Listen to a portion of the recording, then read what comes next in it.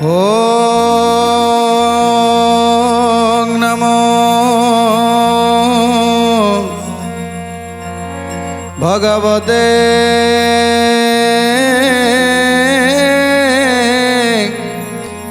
वासुदेवाय।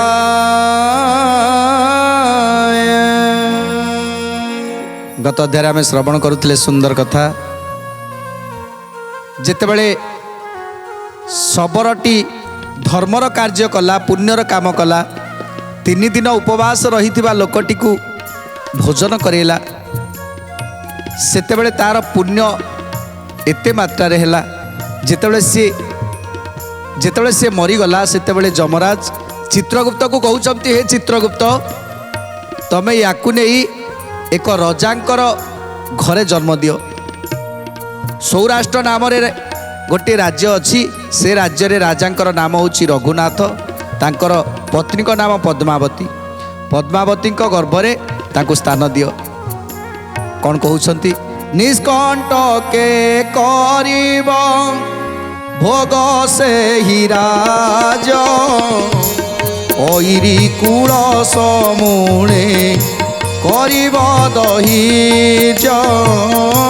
जय जय जगन्नाथ जगतर नाथ, जय जय जगन्नाथ अनाथर नाथ।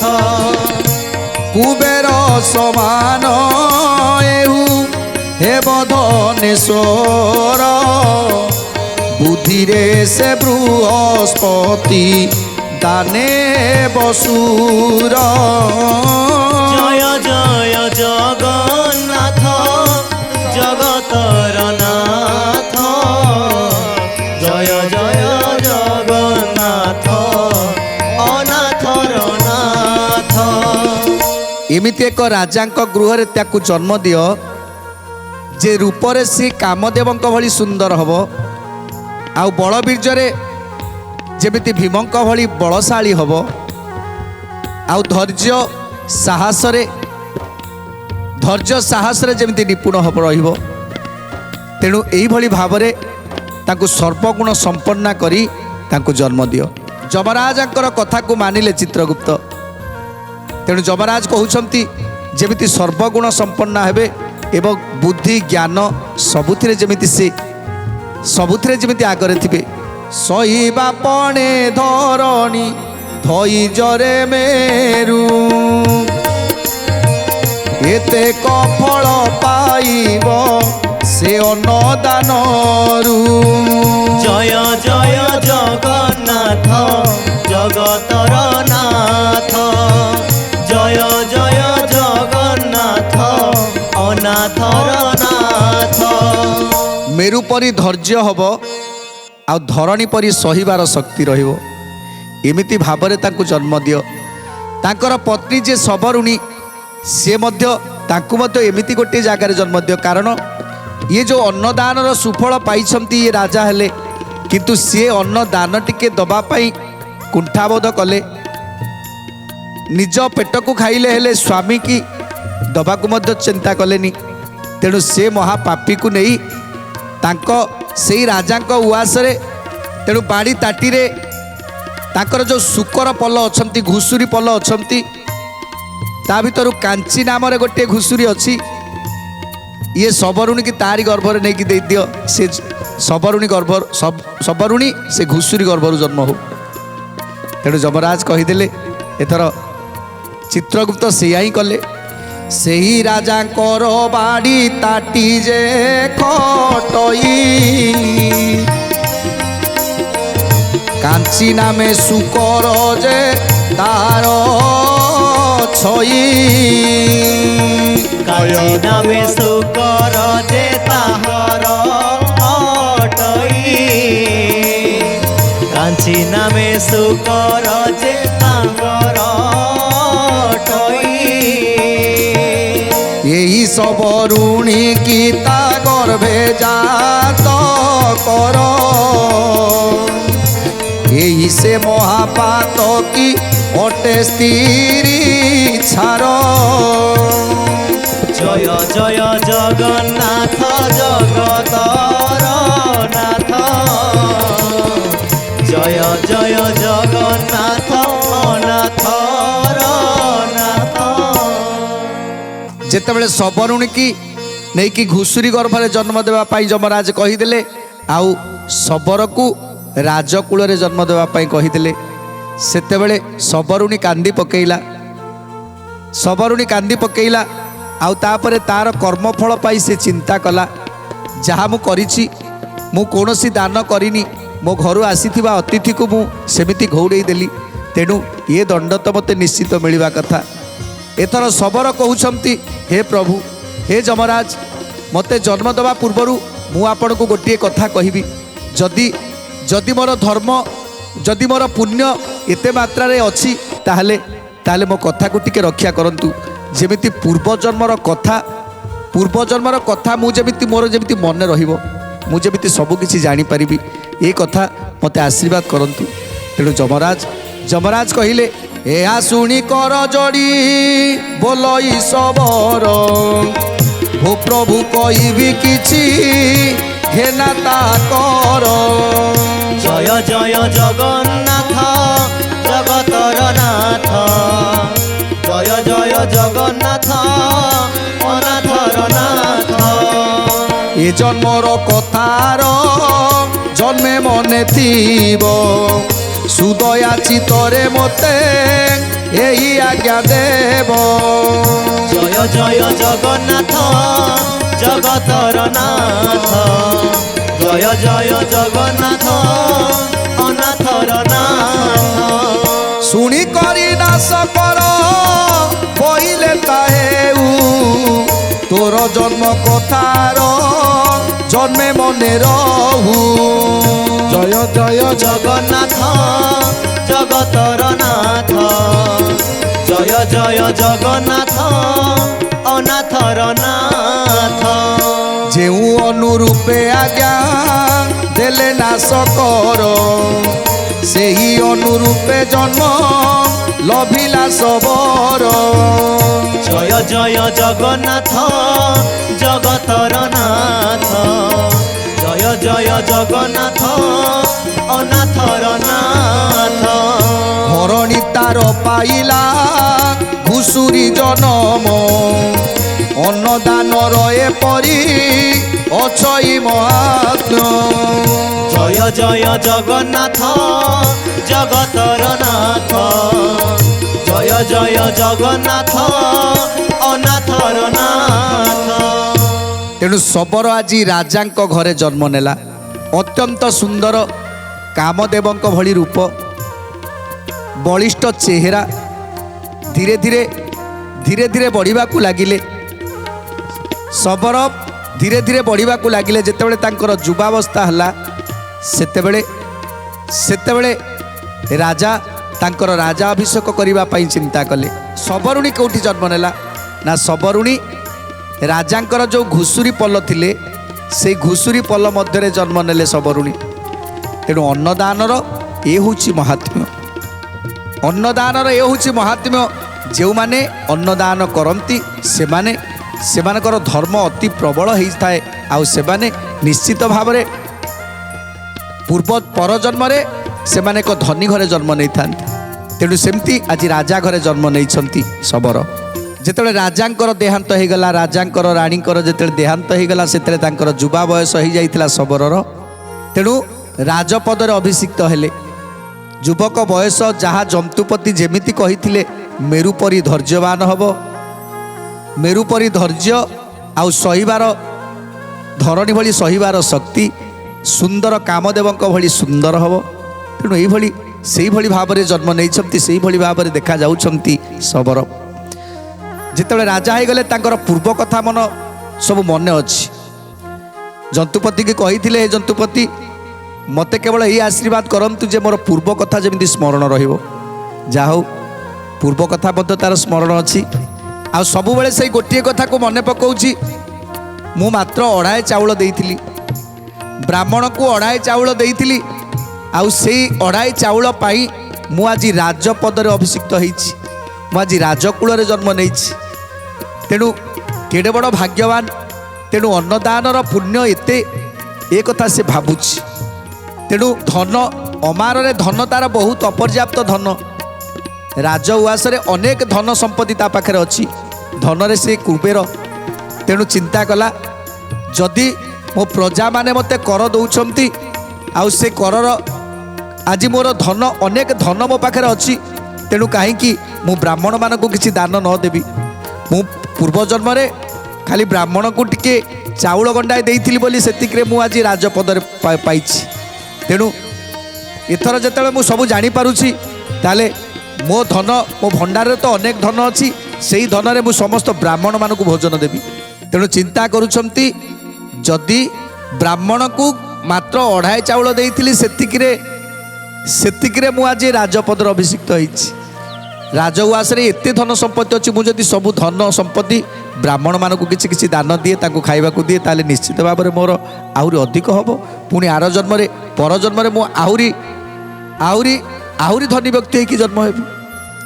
ଏ କଥା ଚିନ୍ତା କଲା। ଆଉ ପ୍ରତିଦିନ ବ୍ରାହ୍ମଣମାନଙ୍କୁ ଡାକି ଭୋଜନ ଦେଲା। ପ୍ରତିଦିନ ବ୍ରାହ୍ମଣମାନଙ୍କୁ ଡାକି ଭୋଜନ ଦେଲା। ବ୍ରାହ୍ମଣମାନେ ଖାଇକି ତୁଷ୍ଟ ହୁଅନ୍ତି। ପ୍ରତିଦିନ ସମସ୍ତ ବ୍ରାହ୍ମଣମାନଙ୍କୁ ପ୍ରତିଦିନ ସେ ଭୋଜନ କରାଉଛନ୍ତି।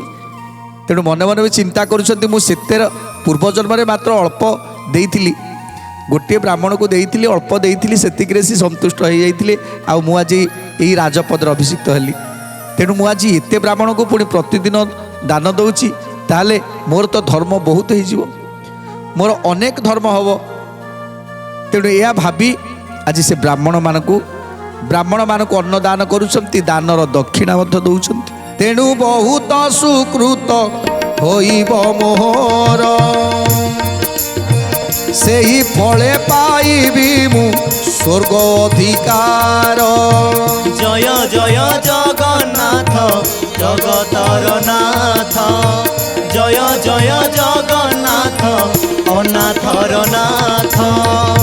ଏତେ ବୋଲି ସହସ୍ରେକ ବିପ୍ର ନୀତି ରାଇ, ଘୃତ ପକ୍ୱ ପିଠା କରି ଭୋଜନ ଦିଅଇ। ଜୟ ଜୟ ଜଗନ୍ନାଥ ଜଗତର ନାଥ, ଜୟ ଜୟ ଜଗନ୍ନାଥ ଅନାଥର ନାଥ। ଏହିପରି 6 ମାସ ଯେ ତାଙ୍କୁ ଭୋଜି ଦେଲା, ଦିନେ କତଇ ଉତାରୁ ଏଇ ପଚାରିଲା। ଜୟ ଜୟ ଜଗନ୍ନାଥ ଜଗତର ନାଥ, ଜୟ ଜୟ ଜଗନ୍ନାଥ ଅନାଥର ନାଥ। ହଜାର ହଜାର ସଂଖ୍ୟାରେ ବ୍ରାହ୍ମଣକୁ ଡାକିଲା, ଆଉ ସମସ୍ତଙ୍କୁ କ୍ଷୀରି ଖେଚୁଡ଼ି ପିଠା ଅନ୍ନ ଆଦି ସମସ୍ତଙ୍କୁ ଭୋଜନ କରାଇଲା, ସମସ୍ତଙ୍କୁ ତୃପ୍ତ କରାଇଲା। କେବଳ ମନ ଭିତରେ ଗୋଟିଏ ଚିନ୍ତା, ଯଦି ଆର ଜନ୍ମରେ ପୂର୍ବ ଜନ୍ମରେ ଯେତେବେଳେ ମୁଁ ଜଣକୁ ମାତ୍ର ଅଳ୍ପ ମୁଠାଏ ମାତ୍ର ଚାଉଳ ଦେଇଥିଲି, ଆଜି ଏତେ ବଡ଼ରେ ପହଞ୍ଚି ଯାଇଛି। ତେଣୁ ଯଦି ମୁଁ ଏତେ ବ୍ରାହ୍ମଣକୁ ସହସ୍ର ହଜାର ହଜାର ବ୍ରାହ୍ମଣକୁ ଯଦି ମୁଁ ଆଜି ଭୋଜନ ଦିଏ, ତାହେଲେ ନିଶ୍ଚିତ ଭାବରେ ମୋର ସ୍ୱର୍ଗ ପ୍ରାପ୍ତି ହେଇଯିବ, ସ୍ୱର୍ଗରେ ମୋର ଅଧିକାର ହେବ। ତେଣୁ ଏମିତି ଚିନ୍ତା କରି ବ୍ରାହ୍ମଣମାନଙ୍କୁ 6 ମାସ ପର୍ଯ୍ୟନ୍ତ ଆଜି ବ୍ରାହ୍ମଣକୁ ଭୋଜନ ଦେଲା। ଭୋଜନ ଦେବା ପରେ ମନ ଭିତରେ ନିଶ୍ଚିତ ଅହଙ୍କାର ଆସୁଛି ଯେ ଯାହା ହଉ, ମୋତେ ଆଉ କେହି ବଳେଇ ପାରିବେନି, କାହିଁକିନା ମୁଁ ନିଶ୍ଚିତ ଭାବରେ ଏତେ ଧର୍ମ କଲିଣି, ମାନେ ମୋର ପୁଣ୍ୟ ବହୁତ ଅଛି। ତେଣୁ ଥରେ ଯେତେବେଳେ ବ୍ରାହ୍ମଣମାନେ ଆସିଛନ୍ତି ଭୋଜନ କରିବା ପାଇଁ, ସମସ୍ତ ବ୍ରାହ୍ମଣଙ୍କୁ ଭୋଜନ ଦେଇସାରିବା ପରେ ଯେତେବେଳେ ବ୍ରାହ୍ମଣଙ୍କୁ ପଚାରୁଛନ୍ତି ତେତେ କରେ ଏତେ କରେ କେତେ, ସେତେବେଳେ ବ୍ରାହ୍ମଣମାନେ ସମସ୍ତେ ଆଶ୍ଚର୍ଯ୍ୟ ହୋଇକି ଚାହିଁଛନ୍ତି, ରାଜା ଏମିତି କଥା କ'ଣ କହୁଛନ୍ତି, ତେତେ କରେ ଏତେ କରେ କେତେ। ବ୍ରାହ୍ମଣମାନେ ବୁଝିପାରିଲେନି। ତେଣୁ ରାଜା କହୁଛନ୍ତି, ଦେଖ, ମୁଁ ଯେଉଁ ପ୍ରଶ୍ନ ପଚାରିଲି ତାର ଉତ୍ତର ମୋତେ ଦରକାର। ତେତେ କରେ ଏତେ କରେ କେତେ। ତେଣୁ ସମସ୍ତ ବ୍ରାହ୍ମଣମାନେ ଚିନ୍ତା କଲେ, ଇଏ କେଉଁଥିରେ ଅଛି, ଇଏ କେଉଁ ପୁରାଣରେ ଅଛି। ତେଣୁ ସବୁ ପୁରାଣ ବ୍ରାହ୍ମଣମାନେ ଖେଳେଇ ଗଲେ, ସବୁଆଡ଼େ ଖୋଜିଗଲେ, ତେତେ କରେ ଏତେ କରେ କେତେ, ଖୋଜି ଆଉ କେଉଁଠି ବି ପାଇଲେନି। ତେଣୁ ପରଦିନ ବ୍ରାହ୍ମଣମାନେ ଯେତେବେଳେ ଆସି ପହଞ୍ଚିଗଲେ, ସେତେବେଳେ ମଧ୍ୟ ପଚାରିଲେ ସେଇ ପ୍ରଶ୍ନ, ବ୍ରାହ୍ମଣ ମାନେ ମୁଁ କାଲି ପ୍ରଶ୍ନ ପଚାରିଥିଲି ମୋ ଉତ୍ତର କାହିଁକି କହିଲନି? ତେତେ କରେ ଏତେ, ଏତେ କରେ କେତେ। ତେଣୁ କ'ଣ କହୁଛନ୍ତି?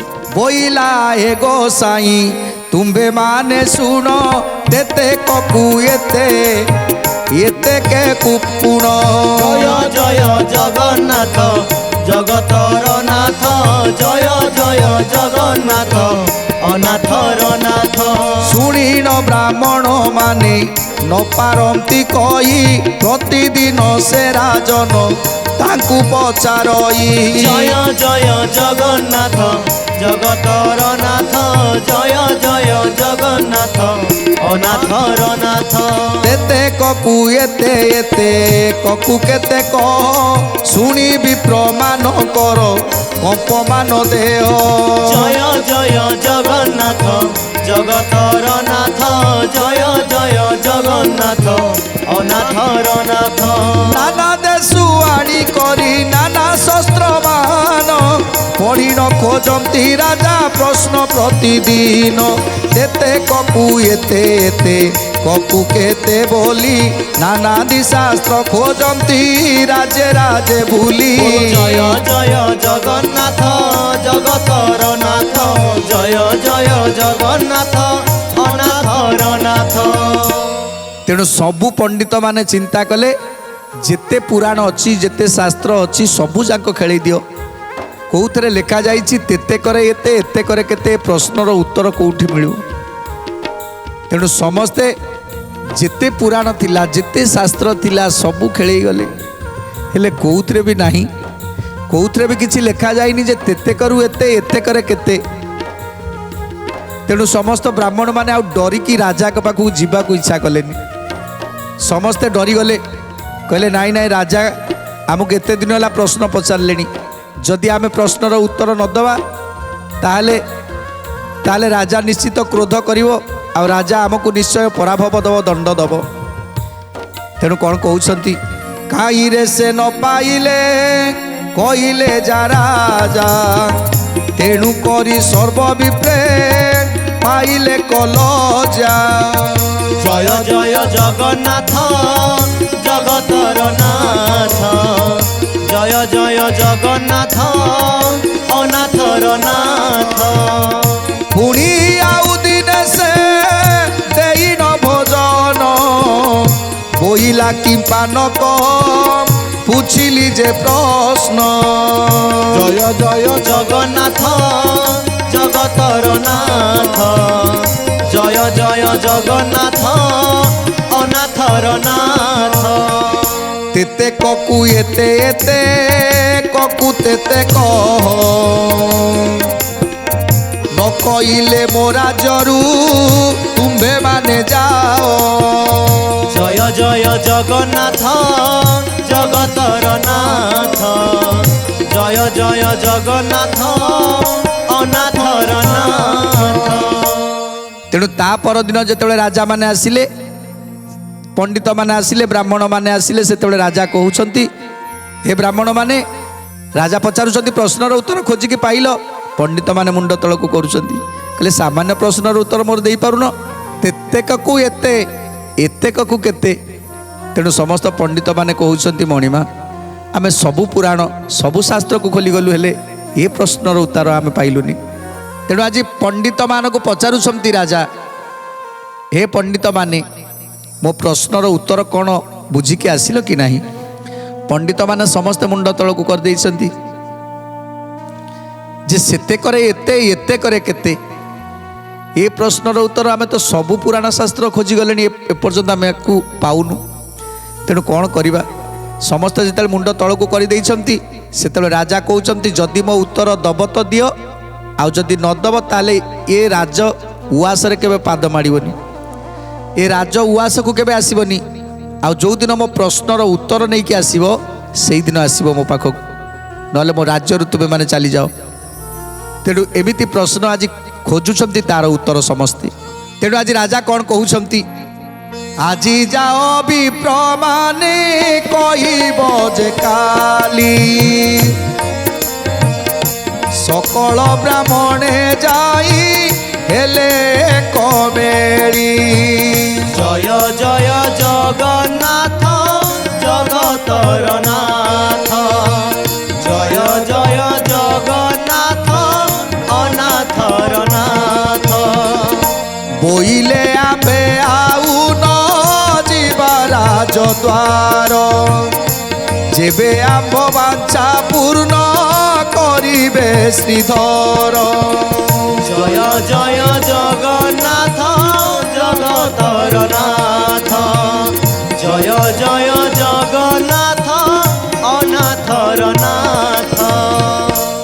ଯେତେବେଳେ ସମସ୍ତ ବିଜ୍ଞ ପଣ୍ଡିତ ବ୍ରାହ୍ମଣମାନଙ୍କୁ ଅପମାନ ଦେଇଛନ୍ତି ରାଜା, ସେତେବେଳେ ସମସ୍ତ ବ୍ରାହ୍ମଣମାନେ ଆଜି ଏକତ୍ରିତ ହୋଇଛନ୍ତି, ସମସ୍ତ ପଣ୍ଡିତମାନେ ଆଜି ଏକତ୍ରିତ ହୋଇଛନ୍ତି। ଆଉ ସମସ୍ତେ ନିଜ ନିଜ ଭିତରେ ପ୍ରଶ୍ନ ବାଢ଼ୁଛନ୍ତି ଯେ ଆମେମାନେ ସବୁ ପୁରାଣ ଦେଖିଲେ, ଶାସ୍ତ୍ର ଦେଖିଲେ, ଗ୍ରନ୍ଥ ଉପନିଷଦ ସବୁ ତ ଦେଖିଦେଲେ, କେଉଁଥିରେ ପ୍ରଶ୍ନ ନାହିଁ କି ତାର ଉତ୍ତର ମଧ୍ୟ ନାହିଁ। ସେତେ କରେ ଏତେ, ଏତେ କରେ କେତେ, ତେଣୁ ଏ ପ୍ରଶ୍ନର ଉତ୍ତର ଆମେ ତ କେଉଁଠି ଖୋଜିକି ପାଇଲେନି। ଆଉ ଯଦି ଆମେ ଯିବା ତାହେଲେ ଆମେ ପଣ୍ଡିତମାନେ ଆମକୁ ଅସମ୍ମାନ ହେଉଛି, ରାଜସଭାରେ ଆମକୁ ଅସମ୍ମାନ ହେଉଛି। ତେଣୁ ଆମେ କ'ଣ କରିବା? ଆଉ ରାଜସଭାକୁ ଆମେ ଯିବାନି, ଆଉ ରାଜସଭାକୁ ଯିବାନି। କାହିଁକି ଯିବା? ଯେପର୍ଯ୍ୟନ୍ତ ଆମେ ପ୍ରଶ୍ନର ଉତ୍ତର ନ ପାଇଛନ୍ତି ସେ ପର୍ଯ୍ୟନ୍ତ ଆମେ ଆଉ ରାଜସଭାକୁ ଯିବାନି। ଆଉ ଯଦି ରାଜସଭାକୁ ନ ଯିବା ତାହେଲେ ରାଜା ଆମକୁ ନିଶ୍ଚୟ ଦଣ୍ଡ ଦେବେ। ଆମେ କ'ଣ କରିବା? ତେଣୁ ରାଜ୍ୟକୁ ନ ଗଲେ, ରାଜସଭାକୁ ନ ଗଲେ ଦଣ୍ଡ ଦେବେ, ଦଣ୍ଡର ଶିକାର ହେବା। ଆଉ ଯଦି ରାଜସଭାକୁ ଯାଇ ଆମେ ଯଦି ପ୍ରଶ୍ନର ଉତ୍ତର ନ ଦିଅନ୍ତି ତାହେଲେ ତଥାପି ଆମେ ଦଣ୍ଡ ପାଇବା। ତେଣୁ କ'ଣ କରିବେ? ରାଜା ଅବୁଝା, ରାଜା କୌଣସି କଥା ବୁଝନ୍ତିନି, ସେ ଯାହା ବୁଝିଥିବେ ସେଇଆ। ତେଣୁ ଯେପର୍ଯ୍ୟନ୍ତ ସେ ପ୍ରଶ୍ନର ଉତ୍ତର ନ ପାଇଛନ୍ତି ସେ ପର୍ଯ୍ୟନ୍ତ ଆମ କାହାକୁ ଛାଡ଼ିବେନି। ତେଣୁ ସମସ୍ତେ ଆଜି ବ୍ରାହ୍ମଣମାନେ ଚିନ୍ତାଗ୍ରସ୍ତରେ ବସିଛନ୍ତି, ସମସ୍ତେ ପ୍ରଭୁକୁ ଡାକୁଛନ୍ତି। ଆରେ ଆମେ ମାନେ ବ୍ରାହ୍ମଣ, ଆମେ ପଣ୍ଡିତ, ଆମେ ପ୍ରତିଦିନ ପ୍ରଭୁକୁ ଆବାହନ କରୁଛନ୍ତି, ପ୍ରତିଦିନ ତାଙ୍କର ନ୍ୟାସ କରୁଛନ୍ତି, ପ୍ରତିଦିନ ପ୍ରାଣ ପ୍ରତିଷ୍ଠା କରୁଛନ୍ତି, ଆମେ ପ୍ରଭୁଙ୍କର ଉପଚାର ପୂଜା ମଧ୍ୟ କରୁଛନ୍ତି। ଏତେ ସବୁ କଲା ପରେ ପ୍ରଭୁକୁ ଡାକିଲେ ପ୍ରଭୁ କ'ଣ ଆମ କଥା ଶୁଣିବେନି? ଆମେ ମନ ପ୍ରାଣ ଦେଇ ସମସ୍ତେ ଡାକିବା ପ୍ରଭୁଙ୍କୁ, ଆଉ ଏ ଉତ୍ତର ପ୍ରଭୁ ନିଜେ ହିଁ କହିବେ। କାହିଁକି ନା ଏ ବ୍ରାହ୍ମଣମାନେ ହେଉଛନ୍ତି ସମସ୍ତେ ପ୍ରଭୁଙ୍କର ଭକ୍ତ। ବ୍ରାହ୍ମଣମାନଙ୍କ ଦ୍ୱାରା ହିଁ ଭଗବାନ ଆସନ୍ତି। ତେଣୁ ଯଦି ଆମମାନଙ୍କ ଦ୍ୱାରା ଭଗବାନ ଆସନ୍ତି ତାହେଲେ ଆମେ ଡାକିଲେ ଆମ କଥା ଶୁଣିବେନି ନା? ନିଶ୍ଚିତ ଶୁଣିବେ। ତେଣୁ ସମସ୍ତ ବ୍ରାହ୍ମଣମାନେ ଆଜି ଡାକୁଛନ୍ତି ପ୍ରଭୁଙ୍କୁ, ହେ ନାରାୟଣ, ହେ ନାରାୟଣ, ତମେ ହିଁ ରକ୍ଷା କର। ରାଜା ଅବୁଝା ପ୍ରଶ୍ନ ବାଢ଼ିଛନ୍ତି, ସେତେକକୁ ଏତେ, ଏତେକକୁ କେତେ। ତେଣୁ ସେ ପ୍ରଶ୍ନର ଉତ୍ତର ଆମେ ଦେଇପାରୁନୁ। ତେଣୁ ଆମକୁ ବଞ୍ଚେଇ ଦିଅ ପ୍ରଭୁ, ଆମକୁ ବଞ୍ଚେଇ ଦିଅ। ଯେତେବେଳେ ସମସ୍ତେ ଏକ ମୁଖରେ ଡାକୁଛନ୍ତି, ସମସ୍ତେ ହୋଇ ଏକ ମୁଖ ଡାକିଲେ ନାରାୟଣ ରଖ। ଯେତେବେଳେ ସମସ୍ତେ ଏକାକାର ହେଇ ଡାକିବେ ସେତେବେଳେ ପ୍ରଭୁଙ୍କର ରତ୍ନ ସିଂହାସନ ଦୋହଲିବ, ସେତେବେଳେ ପ୍ରଭୁଙ୍କର ନିଦ୍ରା ଭଙ୍ଗ ହୋଇଯିବ।